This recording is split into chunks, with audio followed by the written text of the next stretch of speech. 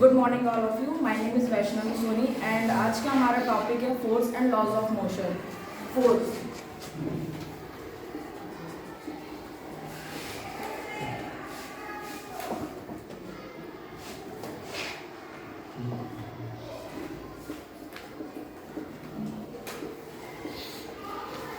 जैसा कि हम सभी जानते हैं कि किसी चीज़ को ढकेलना या खींचना फोर्स होता है।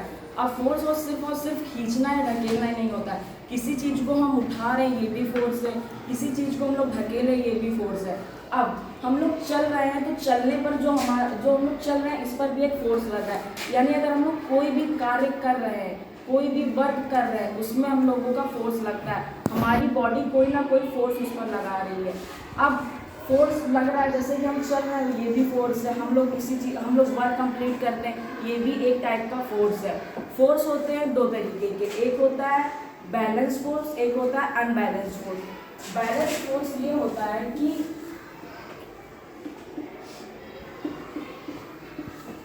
जैसे कि यहाँ पे कोई ऑब्जेक्ट रखा है।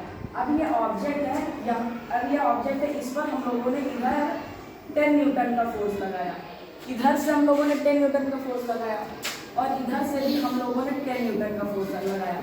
यानी कि दोनों तरफ से 10 न्यूटन का फोर्स लग रहा है, यानी इसका रिजल्टेंट फोर्स होगा वो हमारा हो जाएगा 0 न्यूटन। और अनबैलेंस फोर्स वो होता है जिसमें कि कोई ऑब्जेक्ट रखा है, अब इस पर हम लोगों ने इधर से 10 न्यूटन का फोर्स लगाया और इधर से हम लोगों ने 12 न्यूटन का फोर्स लगाया।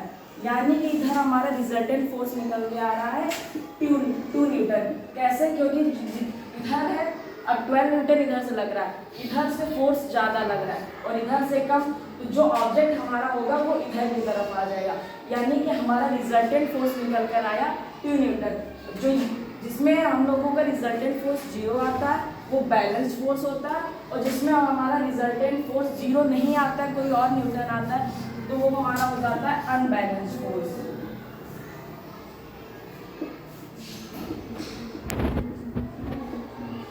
अब हम लोग बात करेंगे इसमें लॉज ऑफ मोशन, यानी कि मोशन के कितने लॉ होते हैं। जैसा कि हम सभी जानते हैं मोशन के 3 लॉ होते हैं। हमारे आइजैक न्यूटन ने हम लोगों को 3 लॉ दिए हैं। पहला लॉ होता है कि कोई चीज़ रेस्ट में है, जैसे कि अभी हम खड़े हैं, हम रेस्ट में हैं, और जब तक हम फोर्स नहीं लगाएंगे जब तक हम खुद पर फोर्स नहीं लगाएंगे तब तक हम चल नहीं सकते। यानी कि मोशन मतलब लॉज ऑफ मोशन का पहला लॉ यही है कि जब कोई चीज़ रेस्ट में है वो तब तक रेस्ट में रखी रहेगी जब तक उस पर हम लोग कोई फोर्स ना लगाएं। अब कोई चीज़ चल रही है, तो जैसे कि ये कार है, यहाँ पर ये अगर कार जैसे कि यहाँ पर चल रही है तो ये कार तब तक चलती रहेगी जब तक हम लोग इस पर ब्रेक ना लगाए, यानी फोर्स ना लगाए, वो तब तक रुकेगी नहीं। तो न्यूटन का पहला लॉ यही कहता है कि कोई चीज़ रेस्ट में तब तक रहेगी जब तक उस पर कोई फोर्स ना लगाया जाए, और कोई चीज़ चल रही है तब तक चलती रहेगी जब तक कोई उस पर फोर्स लगाकर उसको रोका ना जाए।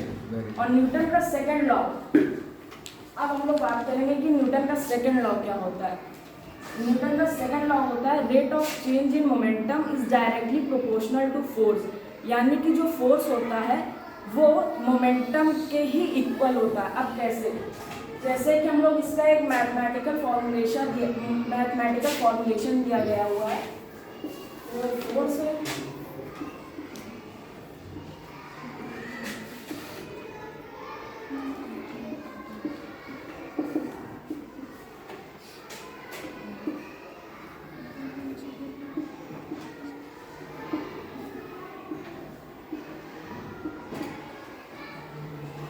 अब rate of change of momentum, यानी कि कोई चीज़ है अगर वो मोमेंट कर रही है यानी चल रही है तो कोई ना कोई टाइम भी लगेगा। तो फोर्स फिर यहाँ पर हो जाता है force is directly proportional to change in momentum upon time.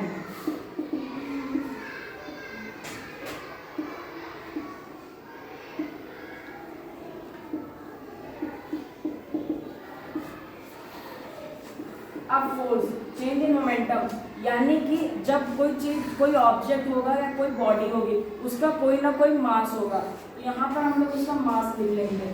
अब कोई चीज़ रुकी है तो मतलब वो रेस्ट में है तो उसकी इनिशियल वेलोसिटी हो जाएगी, और कोई चीज़ चल रही है और जाके फिर रुकती है वो हमारी फाइनल वेलोसिटी हो जाएगी।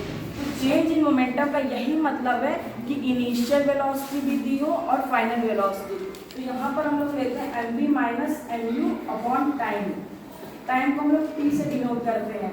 अब जैसा कि हम लोगों ने पहले चैप्टर जो फिजिक्स का फर्स्ट चैप्टर है मोशन, उसमें पढ़ा है उसके इक्वेशन पे एक देखिए v is equal to u plus a t, उसके 3 इक्वेशन दिए गए थे।